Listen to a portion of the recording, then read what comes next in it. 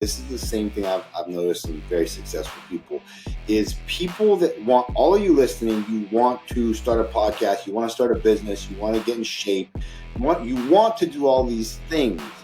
But then you come up with these excuses in your mind why you can't do them. Oh, I don't have the money. I don't have the office. I don't have the right camera. I don't have the right recording setup. This guy recorded out of, God knows what he used to record out of a VW van or whatever the fuck it was. A fucking van. It was an Atlas. It was an SUV. What?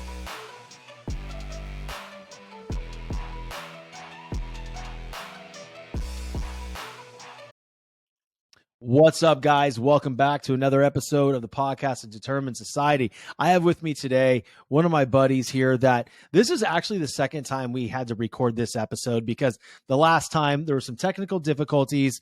But you know what? We go with the fucking flow and we're here and we're going to get shit done. So I appreciate his willingness to hop on right away again and redo this only a couple of days later. So guys, with me, I have an amazing entrepreneur that built his clothing line called Til You Collapse with a full sum of $300 with a family and not even knowing how the fuck he was going to grow it. So for the people that are sitting there right now and say that you can't grow something special and earn 7, 8 figures and be approaching 9 figures because you don't have the investment money, you're proven wrong, because I'm sitting right across from somebody virtually that I know, love, and respect that has done it. So without further ado, the big Persian daddy, Brian Nabavi, welcome to the show, baby.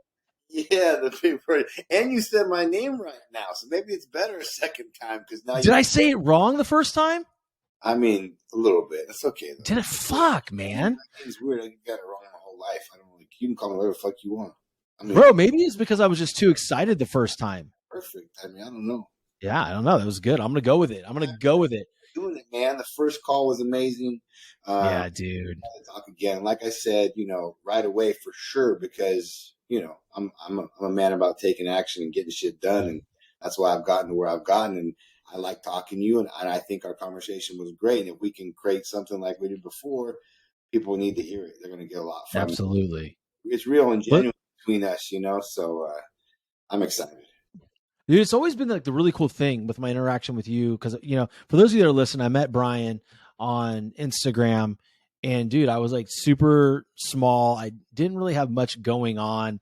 It was just, I was trying to find a way to really network with amazing people like Brian that are visibly building real businesses, because I wanted to learn, I wanted to watch, and more importantly, I wanted a network. And the thing that I always enjoyed about you, Brian, specifically, is your willingness not to just communicate, but be real and authentic with me. And I just appreciate you so much for that, buddy. And another thing I'll do again, like I did last time, is, man, give you props, because like I said, your growth that I've seen, and everyone listening to this is the go-to man. I mean, look at his podcast now compared to 2 years ago when he messaged me. He was little. He barely had any followers. He barely had anything. And he's reaching out to these big name people. Not that I'm not a big name person. I don't feel like I'm shit, but he's reaching out to these people with businesses and following. And I think then I had a couple 100,000 followers, and I have some kind of presence online. And he had, God knows how many, 50, let's say, whatever. It wasn't anything to write home about. Maybe it was more. If it was, I apologize. But in 2 years, he's grown something. I see the interviews you put out, the people you interview, people that have been my mentors, that are now my friends, or people that are my friends. And like I said, I'm just proud of you, dude. Congrats. Like, you're doing it. Thank you, man. Breathing it. And it's gone. It's been a year and a half to 2 years. You've taken great strides. And anyone listening to this, you can do that as well. This guy just decided this is what he wanted to do, and he fucking stuck with it, and he stayed consistent with it, posted shit like we talked about, taking videos, doing shit that he's uncomfortable, that he sucks at, that maybe he's still not the best at, but he's still doing. And look at where we're in a short amount, in our life, relatively a short amount of time. Really. Brother, I got to tell you, and for the people listening, that means a great deal coming from you. I know the circle you run in. I know who your mentors are. I know the presence that you have with certain people. So to me, it just means a great deal, man. And quite honestly, I think the number that I had was maybe like around 1,100, 1,500 followers. And, or, you know, it was a very small thing. And it's funny because, you know, you said something very specific there. And it was about, you know, I kept grinding and I kept doing what I was doing, even though I really sucked at it. I want the audience to be very clear. You have to be willing to be shitty at something. And in the last year, I mean, dude, it hasn't even been a full calendar year. Yeah. I went from recording my podcast in a Volkswagen freaking SUV, which I don't have anymore. Thank God. Literally from recording in an SUV to being in the room with Bedros Keuilian last week in less than 1 year. Yeah. So don't tell me, guys, that it can't be done. You just have to be, you have to spend so much time with yourself. And I'm sure, and I want to hammer down on this point, dude, because when you were building your company from $300, you had to spend a lot of time alone, but have extreme intentionality behind that time alone for you to grow something so massive. Right. So talk to us about that. I want you guys to listen to what he just said, and I'm going to piggyback on that because this is the same thing I've noticed in very successful people is people that want, all of you listening, you want to start a podcast, you want to start a business, you want to get in shape, you want to do all these things.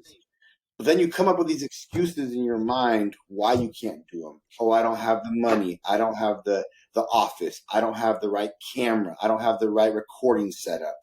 This guy recorded out of, God knows what he used to record out of a VW van or whatever the fuck it was. A fucking van. It was an Atlas. It was an SUV. Whatever. Okay, a little better. I almost said VW Bug, but okay. Bro, that would be sick, dude. Like, listen here. If you could get a retro fucking VW double bus, I'm sure there's one. I'm sure there's a stoner right around the corner from you somewhere in fucking Elk Grove that you can.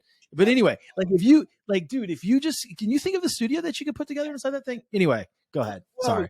You guys are making excuses of why the fuck you can't start or you won't start. And he did whatever he had to start his podcast in his budget. When I first started my brand with $300, I designed everything. It was dog shit. I used to take pictures on an iPhone 4. An iPhone 4 was my camera, my photography. I was a photographer with an iPhone 4, and my backdrop was my bathroom. I made a podcast on it. I called it Bathroom to Ballers. My bathroom, because the only place in my house, like, you know, you see these professional photo shoots have a white background. Well, my bathroom wall was the only place in my whole house that had enough white to look like a white backdrop. And I used to have to nudge up in the corner and at the right angle so you couldn't see the toilet and it almost looked like a weird angle. And that was my website pictures. That was my promotion pictures. That's how I promoted shit with the shittiest quality camera. I mean, iPhone 4 back then was good for a phone, but for photography, there's a lot better cameras for pictures. And that's what I did. And that's how I started the brand. And that's how I took pictures. And I didn't have all this money to go out and buy all this lavish setup and studio and shit. And everybody, I could have said, oh, I can't do it because my pictures won't look good.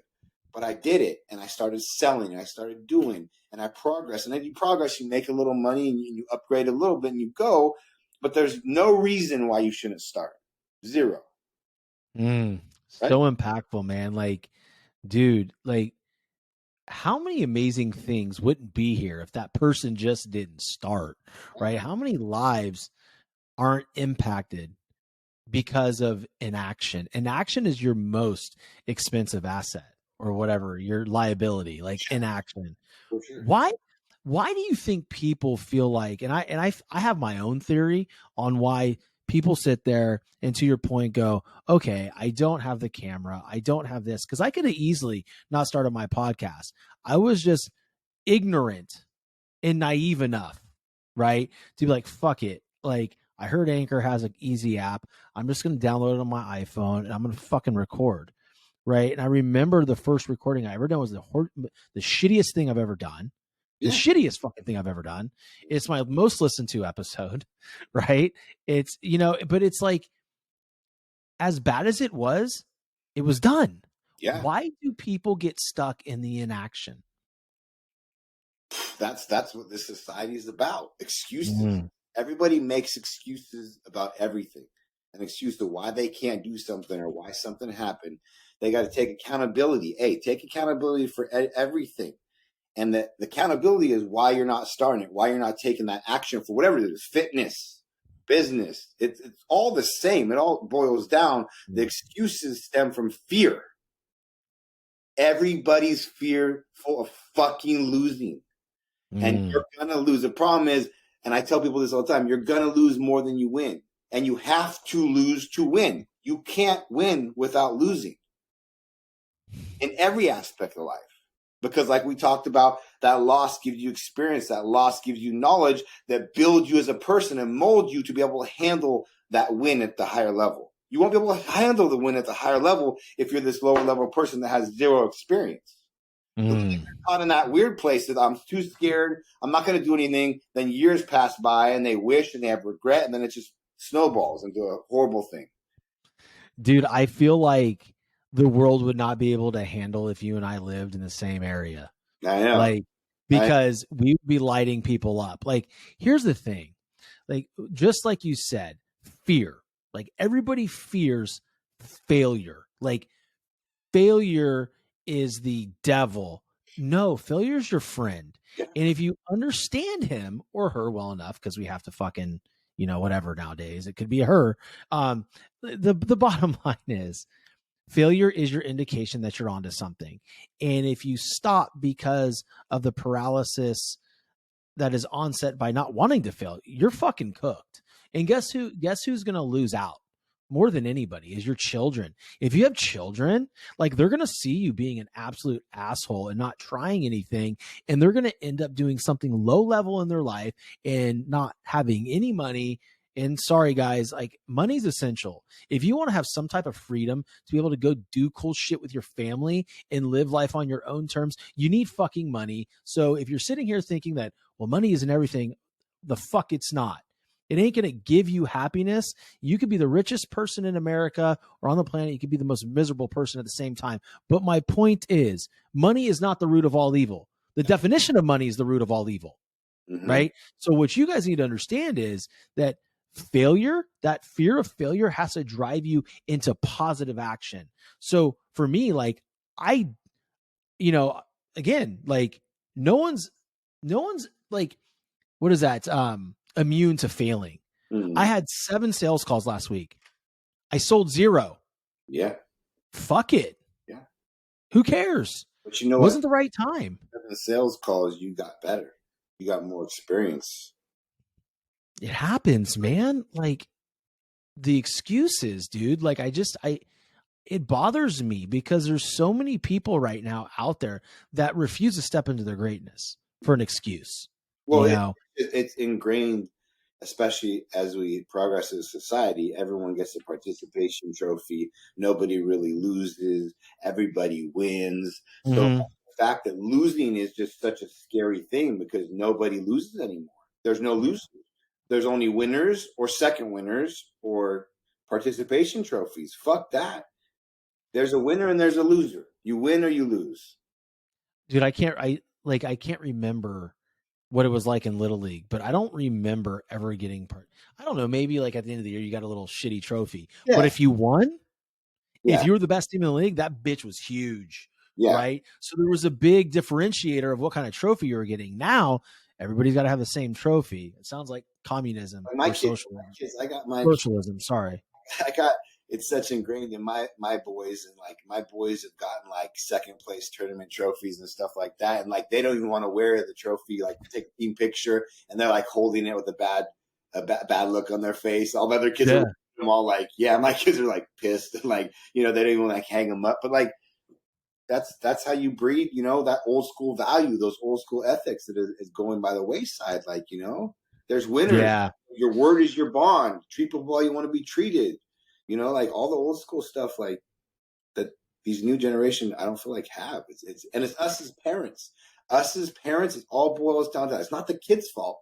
It's the parents' fault. It's the parents' fault of, being like, if you're a parent, our job is to teach these kids and be an example of everything we expect. So as a parent, all these parents aren't examples of these values. They don't teach their kids these values. So, I mean, yes, it's aggravating to see these kids and how they are, but they also respond. I've coached teams and I've been around kids of all types. And I've noticed how quick they respond to someone like me, a leader that takes charge and guides them and is a strong figure, even just barely from the outside in. I notice how kids' attitudes change, their personality rather quickly, rather than a parent that's not really showing up as a parent, where almost like I noticed this, and it aggravates me because kids are everything, and I do the best I can. Like I said, and I'm around as much as I can, as much as busy as I am, but I make sure I'm present as fuck. I'm there, and I'm really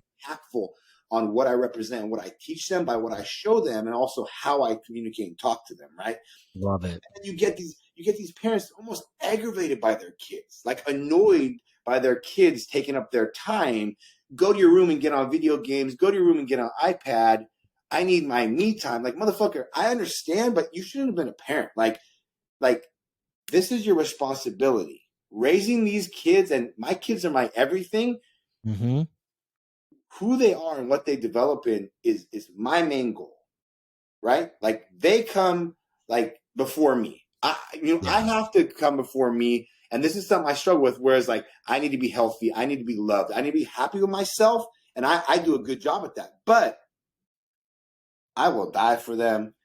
I will stay up 22 hours a day if I have to. It means me doing something for these children, because they're my mission. They're my everything. And that's being a parent. The second I held that baby, that was a responsibility of mine. And I, you know the same thing.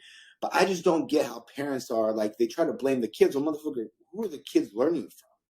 Yeah, dude. It's so like you're a bad example. Like kids have different personalities, but like us as parents, we got to take responsibility. Like, we're molding this person, what we do and don't do with these kids, right? So impactful, dude. Like, I want to touch on something you mentioned. Parents being super short with their children and snippy with them. Hey, go to your room, play the iPad, get on, play a video game. Fuck, I need my me time. Quite honestly, that all stems from being unhappy with yourself and how you attack your own day. If you wake up and the first thing in the morning that you do is break your word to yourself, how in the fuck are you going to take care of your kid? You can't do it. There's no one on the face of this earth that can refute that with any type of an intelligible response that says, hey, I can let myself fucking slide and still be good to my family, especially my kids. You can't, because you don't even have any self-love. And guess why I'm saying this? For those of you that are triggered right now, I'm saying because I'm fucking been there. And there's times in my adult life, I'm 44 years old, I go in and out of that fucking thing. I get so focused on building the show, making the show the best it possibly can be, staying up late at night, Dr. Google, find ways to engage people, whatever it is. How to get this person on my show? Who does this person know? Who does that person know? How can I leverage it? Like, motherfucker, the bottom line is, when I do that and I just give so much time to that specific task, the next morning, I don't wake up at 4 a.m. And if I don't wake up at 4 a.m., I don't go to the gym because my life is too busy in the morning. I have 3 beautiful children that I want to cook breakfast for and be around. Okay.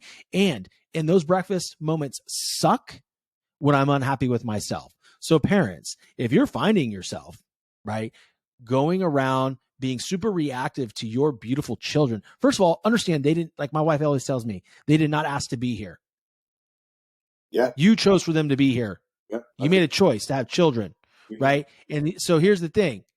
When you snap at your kid, ask yourself, where's this coming from? How is your relationship with yourself contributing to this horse shit? 100%. 100%. Bro, fires me up, man. If you're not yourself. So everybody, figure out how you become happy. Stop neglecting yourself. Stop just fucking, what's the word I'm looking for? Drifting through the day.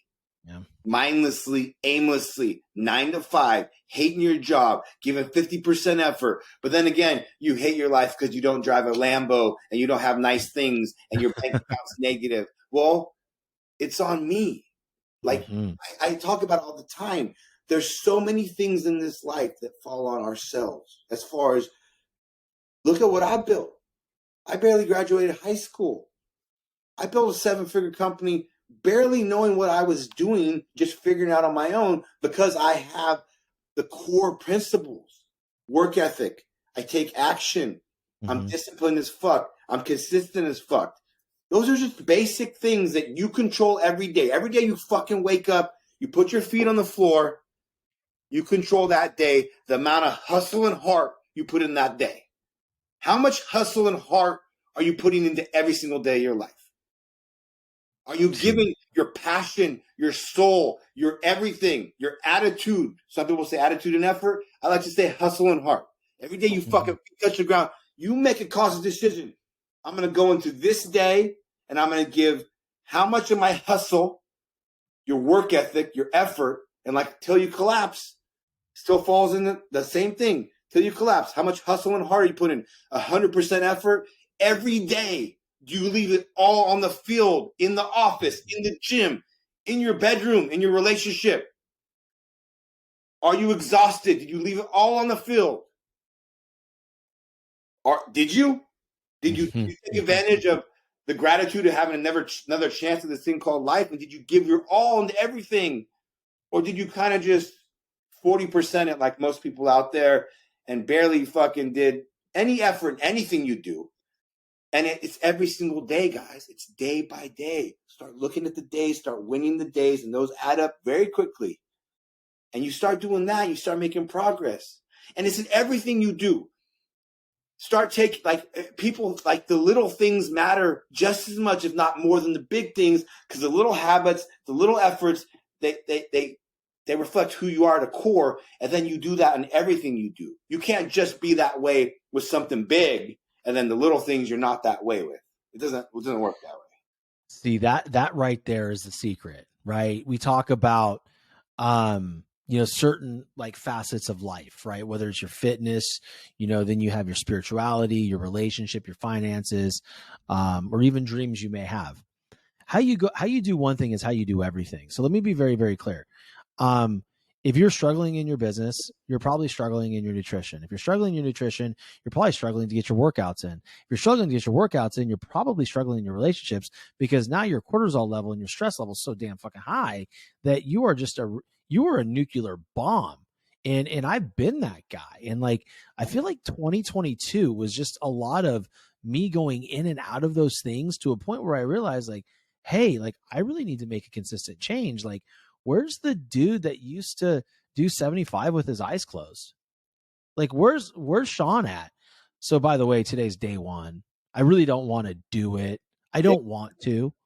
I don't want to. Let me be very clear to you, Brian, and to everybody on here. Like, I do not like doing 75 hard. The reason I do not like doing 75 hard, because it brings out a perfectionist complex in me that is not good for me. So it's an opportunity to run towards it and say, okay, how can I navigate it this time? How can I be better through it this time? How can I take that 75 hard, no excuses, no compromise, into my relationship with my wife, into my relationship with my kids, right? So for me, like, that is everything. And, you and I talk a lot about,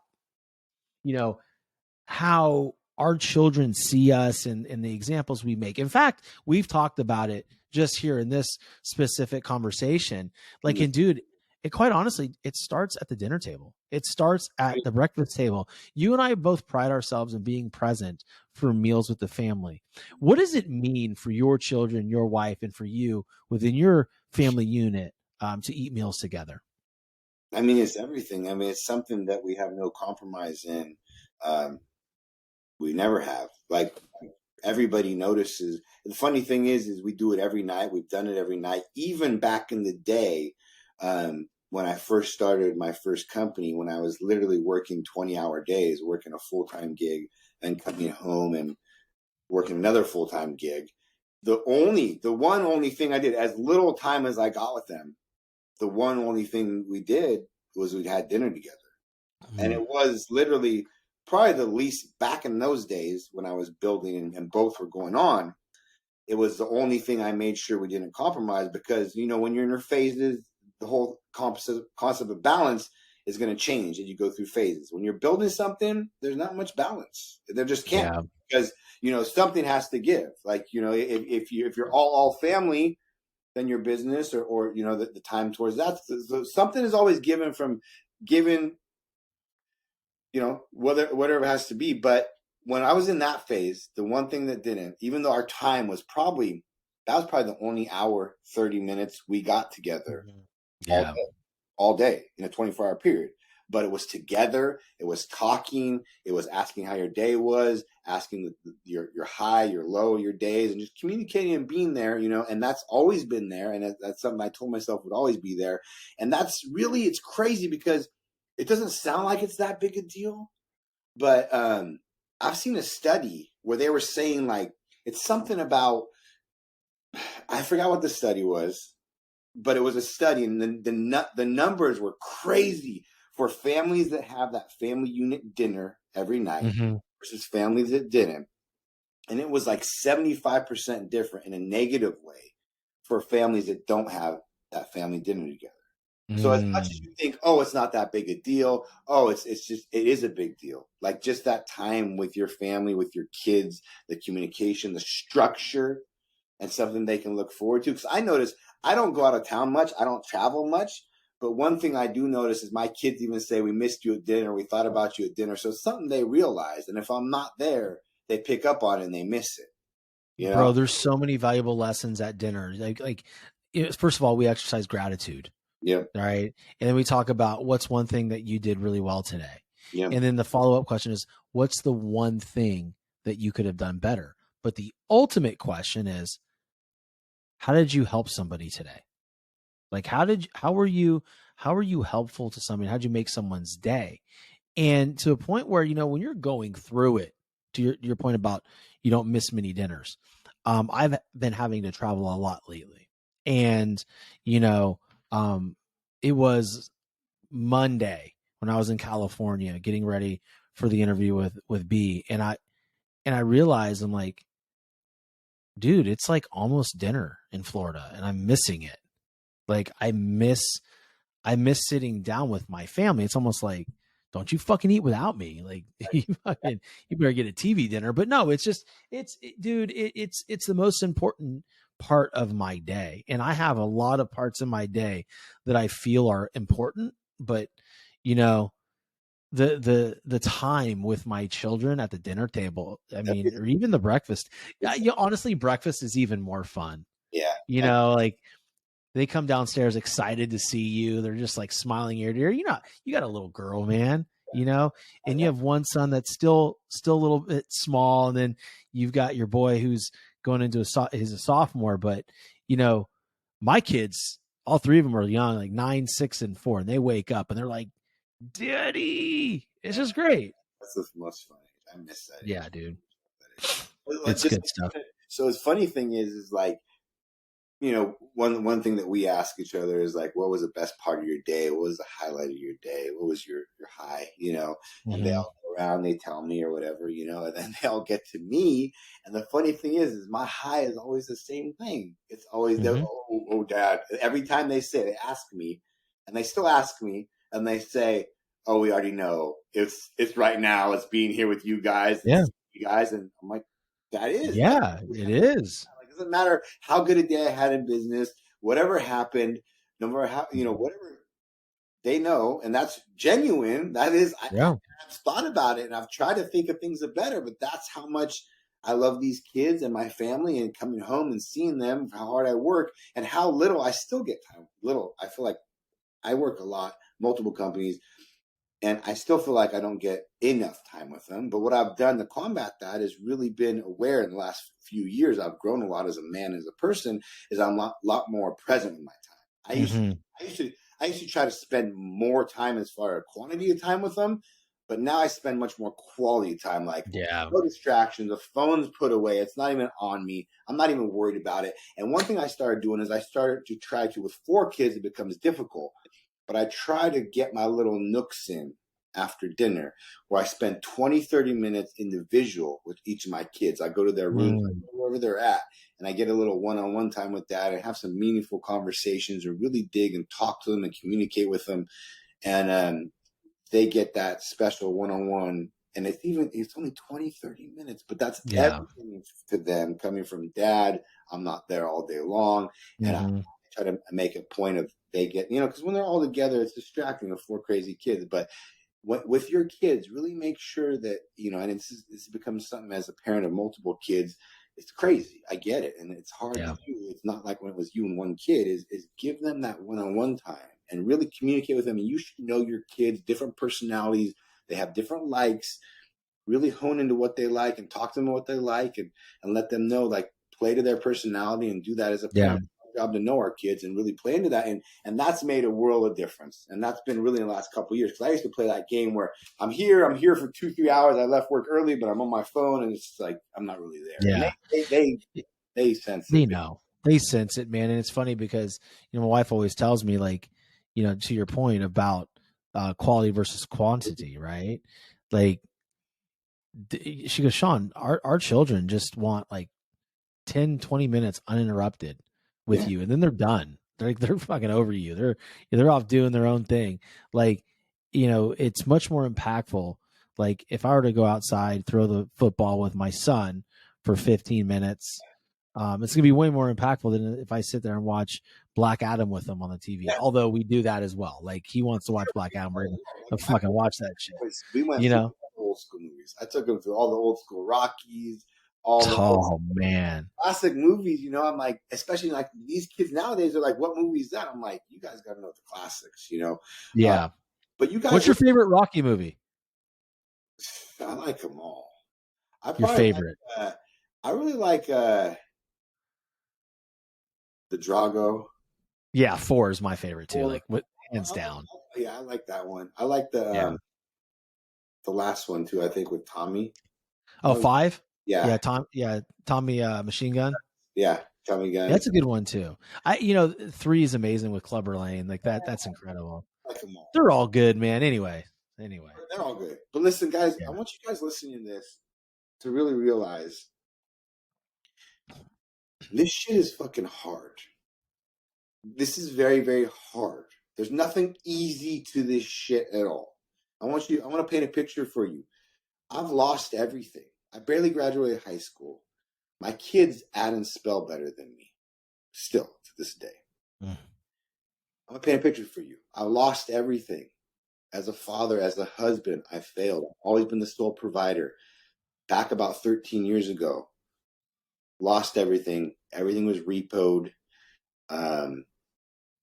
Had nowhere to live, 50 grand in credit card debt, 450 credit score, nothing. I failed my wife. I had 1 baby at that time, and I had another baby on the way.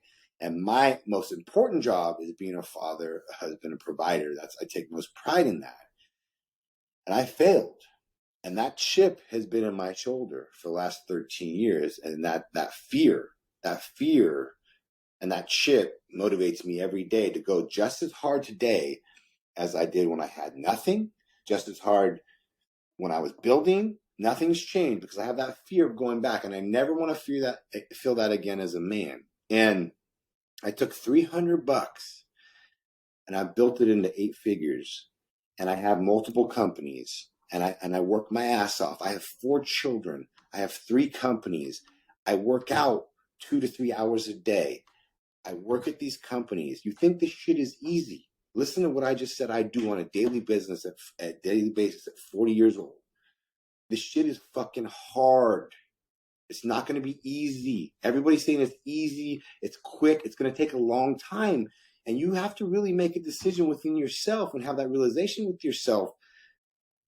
You're going to have to put in a lot of work for a lot of years. And the main thing is doing shit you don't want to do, especially when you don't want to do it. Mm-hmm. Every single day.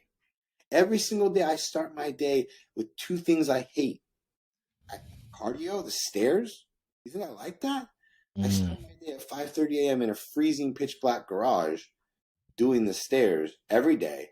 And then I go to taking a shower, and I go from hot water to freezing cold water because I don't have a cold plunge for 2 minutes. So going from hot water to cold water, and not just quick, but standing there for at least 2 minutes, and it's cold outside, it's winter.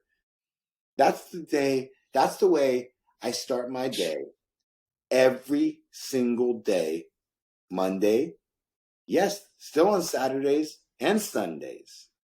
There's no Well, compromise in that routine. it's funny because I hate to interrupt you, but I'm going back and forth with him, guys, yesterday on voice memo on our cell phones, and I could clearly tell he was on the stairs. I was. It was On the stairs, and it's just like, and to dude, like when it didn't even register to me because I'm like, I like have this perception that you live on those motherfuckers. Like like, I know you, so I'm like, oh, he's on the stairs again. All right, fuck, okay. But I want to touch on something really quickly because I feel like there's been a lot of people, whether it was, the recession back in 07, 08 ish, where I lost everything too. My car got repoed. I had to short sell my house. Or, when COVID happened, the pandemic, and everybody lost everything, small businesses were forced to shut down, gyms lost everything, or whatever. Now there's a big recession looming, right? We are in a recession and there's a lot of things going on. So my question to you, walk the listeners through what it takes to understand and lean into your situation. Say, okay, I lost everything, but there's two choices there. You can sit in a pool of your own piss and continue to lose everything and not be a provider for your children and your family, or you can make a decision to choose differently. Walk them through some of the strategies that you went through mentally in order to bring yourself where you're at right now out of $300. Well, one of the things, and I always talk about, and I always go to this, and I believe this is the cornerstone, you've kind of already touched base on it, is fitness. Fitness has been my passion.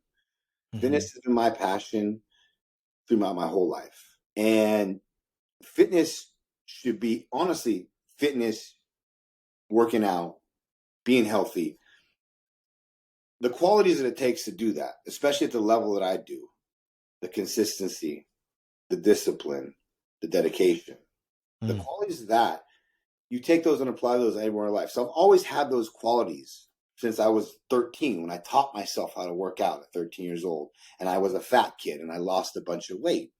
So I've always had it inside me. So when I went through that loss, because for me, my goal was always to have fancy cars. Like, how do I drive a Lamborghini? How do I drive a Ferrari? How do I get there?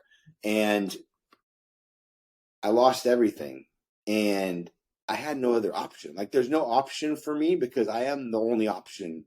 There's no other option. I am the only option for my family, my wife, my children. So for me, there's no option. You fall down. I got knocked the fuck down.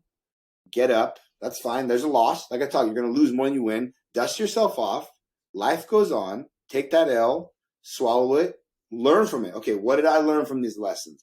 What did I learn from? Okay, well, back then I was a dumbass. I was making $100,000 a month, and I never had made money before. So I was spending money like a dumbass. And even though I had a wife and a new baby, I was uneducated. I didn't have anyone really teach me about that. I've never touched money like that before. Okay, there's a lesson. Be smart with your money. Plan, strategize, and that's things you have to go through as you age and as you learn experiences. So I just went back to the basics. I said, okay, I know I'm a salesman. I've always done sales since I was 15 years old, commission sales. I've always made six figures based on sales. And I always can fall back on my sales, my consistency, my disciplines, all my stuff that stems from fitness. I'm going back to that. So I went right back into sales and the fitness. I went back to my passion because I left, never do this. And I experienced it. I left my passion for money. I went to chase money. I left my passion. And when I did that, I lost everything because I hated doing what I was doing. There was no passion behind it. So what you have to do is figure out what you're passionate about. And if it's an easy way to monetize that, okay, but there's ways to monetize any passion you have. There's ways to figure out and monetize it. And if you do that, you'll be like me, where I'm 10 years in, still working sometimes 6-7 days a week, still working 12, 15-hour days. And I love it. Like literally, there's not a day that goes by that I don't love this because I'm doing my passion. And this life is not an accident. I created this life. So whatever you're doing right now, whether it's business, whether it's you're working a 9 to 5, you are controlling whether or not, like we talked about, you control every day, the outcome of your day. You control it up here. If you're not happy, if you're not doing something you're passionate about, well, who is that on? That's on you. Get another job. Figure out another company. Do something else, because all you guys chasing or starting a business or doing something for the money, that's going to end. Because when shit gets hard, or when it's drawn out, or when you've been doing this shit for years, you're going to burn out. You're going to hate it. And when you hate something, you can't do it for the long haul. So yeah, man, like, dude, like that right there, finding your passion and finding a way for you to turn it into a monetization situation, right? Profiting from your passion. yes. You know, a couple more things I want to ask you, because we're getting close down to where we got to land the plane here. But dude, how important is you've been very open about your mentors, right? And what they mean to you. Mm-hmm. And I want this to be burned in the forefront of everybody's mind after you say what you're going to say. There's a lot of people out there that seek mentorship that aren't willing to, like, when it comes down to nut cutting time, they will not invest. They don't see the value. Oh, it's too much money. It's costing me this, when it's really not costing them what they realize. It's costing them everything, not the money. But how important is mentorship to you? Like, how important are your mentors to you? I mean, it's everything, honestly. You hit the nail on the head. So for me, and for anyone listening to this, you should be able to get from 0 to right about 7 figures. Realistically, you can do it. I did it just listening to Andy's podcast, the MF CEO. Andy and Ed are my two main mentors, and now they're personal friends with them. I text them all the time. I'm personal friends with them. But that was built through, I went from 0 mentorship, 0 anything, to, okay, oh shit, I just built this business. I worked making nothing for 5 years, 15-hour days, making $0 for 5 years. You hear that? Almost losing it all, having to hustle on the side to keep my lights on so my family didn't kick on the street again. But I wasn't going to let that happen, because that little motherfucker on my shoulder, I told you, I did whatever I had to do to keep the lights on for 5 years. Then I hit that point, the tipping point, which you'll always hit if you put in enough consistency, effort, pivot. You can't keep doing the same shit like a dumbass. If it doesn't work, it doesn't work. Don't keep doing the same shit. That's insanity. Mm-hmm. You have to pivot. You have to change. Figure out what works. Okay, it's not working. Let me change this. Let me change that. And keep pivoting and changing until you find what works, but it takes time. Then I'm like, oh shit, I have a 7-figure company and I'm a dumbass. Frankly. I mean, I own what I am. I'm not the sharpest tool. Yeah, I have a lot of good qualities. I have a lot of good qualities. Like I told you, those qualities are, I'll work harder than you. I'll work longer than you. I'll do shit I don't want to do more than you. Those are good quality. You can build 7 figures on those qualities, obviously. Shit, yeah. So that's what I am strong at. What I'm not strong at is systems, process, stuff like that. Like, I'm still not that good at them, to be honest, because I'm real as fuck. Like, I don't like them. That's why I'm not good at them. Yeah. Things you don't like, to be real. Yeah. So, but I'm like, okay, now it's time to invest in myself. And I went from not investing in myself to here's $50,000 for the Arte Syndicate. Mm-hmm. You guys are scared to spend, a couple grand on a mentor, coach. It's everything. Learn from someone that's been through. But here's the thing. When you're learning from someone, learn from someone you resonate with. Learn from someone that's actually building real businesses, doing real things, that have real things to show for it. Not these fake motherfuckers out there preaching it's easy, it's fast. Do it like I did, regurgitating information from other people when you haven't built any real company yourself, dude. Your company is scamming people out of money, regurgitating books you've read. That's not someone to learn from. Learn from someone you resonate from, someone with the life that you want to live, doing what you want to do, that you can kind of look up to and see yourself within. That's the best mentor to have, someone you can see yourself within. And you just, I wish I would have done it earlier, because if I could have skipped, here's the thing. There is priceless. It's priceless to, you have to go through this. You have to go through the steps. You have to go through the experience, but also be smart. If you can learn from someone that's already gone through the steps, cut down all that time, all that experience. If I could have skipped the 4 years and learned what I learned through the experiences, of course I would have done that. That's smart. No doubt. That's a smart thing to do, right? So right. Find somebody, like I said, you resonate with, has the values that you have, is the kind of man or woman you want to be, that actually has things you want to do in the kind of industry that resonates with your industry as well. That's the smartest way to be, right? Even though mindset's everything, though. So like my coaching, I do a lot of mindset stuff. And I don't care who you are, what industry you're in, as you know, Sean, this controls everything and will lead to success. Everything. And that's one reason why I've been successful, because my mind has always been one of my strongest things. Mm-hmm. And that leads to success in all areas. So yes, hire that coach. Yeah. I mean,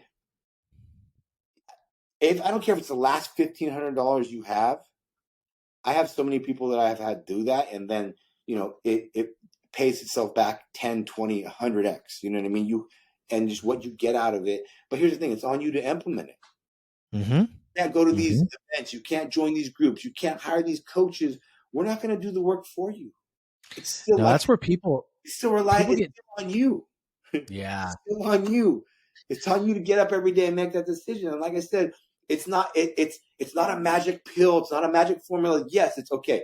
I've done this. This is what I've done. This is what you should have done. Are you going to fucking do it? I can't control that. Yeah, man. That's the biggest thing about, mentorship and the mentees, right? Mentees can use mentorship as a crutch and put the results or the lack of results on the actual mentor. And the reality is the coach's job is not to do the work for you. It's to point you in the right direction and let you know where the landmines are so you don't fucking step on them. That's what mentorship is. And hold you accountable. There's got to be accountability. Yeah. That's half the battle. But in the end of the day, you got to do the work yourself. And I've dealt with that. Spot on, brother. And you'll deal with it as you grow in your mentor, in your coaching business. Like I said, that's why you got to have a candid talk up front. But guys, hire that coach, hire that mentor. I love it, brother. So eloquently put, as always. Listen, man, where can my audience find you, and how can they connect with you, and possibly how could they work with you?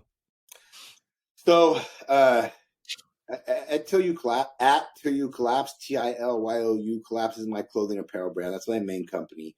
And then my personal Instagram is at Brian Nabavi, just my first and last name. I have a lot of fake accounts, so just make sure it's the one where my actual first and last name is together, spelled correctly. There's no underspaces or there's no multiple letters, and I'm sure you'll have my name on it, spelled just how it is. There'll be links in the show notes for them just to click on. And my three main companies are apparel, fitness apparel, Til You Collapse, mentor, coach, fitness, mindset, business, and then I'm in the mushroom industry as far as psilocybin and that whole thing. So yes, he does the microdosing thing. A funny side note before I let you guys roll, I may or may not have purchased some whatever it's called from him before, and I had like one or two of them.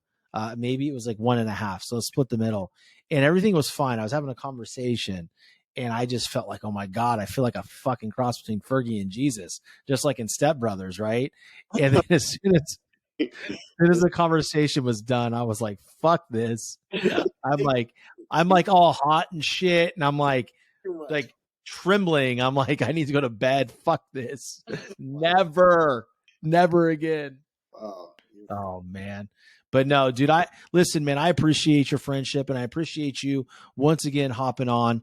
And if there's anything I could do to ever support you and, promote you and just be there for you, you've got the cell number, dude. I'm all ears. Yeah. We're going to meet in person pretty soon.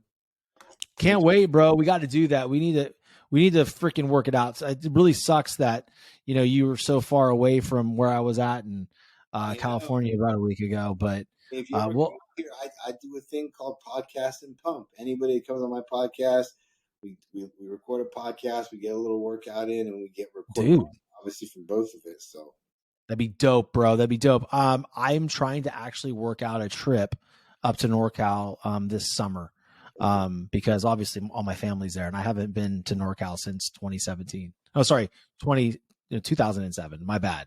Like, oh shit, that long. Bro, I haven't been home, dude. Dang. Avoiding that shit like the plague. But yeah, dude, we'll have to get up for sure.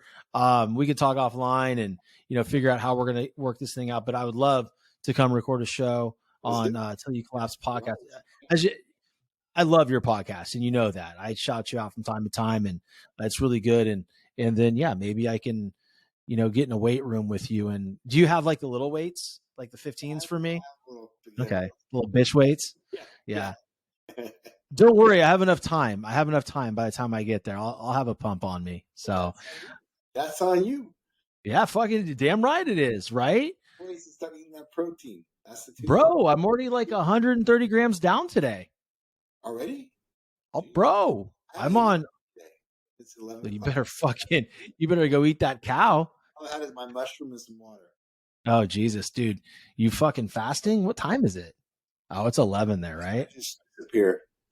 Oh, shit, man. Well, listen, dude.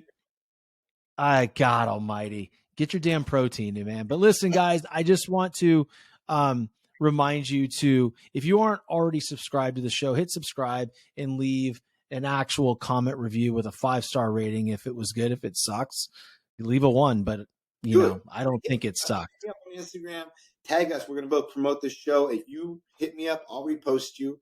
Everyone's going to get to see you do it. Let's do it, man. All right, guys, until next time, you guys take care and get your asses to work. Peace.